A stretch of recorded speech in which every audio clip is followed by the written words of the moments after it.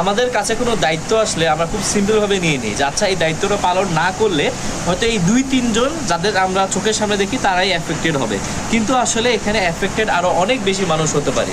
ধরেন আমি হচ্ছে যাত্রাবাড়ির দিকে থাকি, অনেক সময় মানে যাওয়ার সময় হুন্ডা বা রিক্সা থাকলে মনে হয় ভাই আস্তে চালান, কারণ বাসায় তো মেয়ে ওয়েট করতেছে। কারণ আসলে এতটা অবস্থা, রোডের অবস্থা খারাপ, ড্রাইভাররা যেভাবে চালায়, এখন একটা ড্রাইভার হয়তো চালাচ্ছে গাড়ি, সে ভাবতেছে যে আচ্ছা একটু তাড়াতাড়ি গেলে বা কী হয়, কিন্তু তার কেয়ারলেসনেসের জন্য যদি আরেকটা মানুষ মারা যায় তাহলে কি হচ্ছে, তার ছোট্ট 10 সেকেন্ডের কেয়ারলেসনেসের জন্য আপনার একটা মানুষ মারা গেল, তার পুরো ফ্যামিলি সাফার করবে।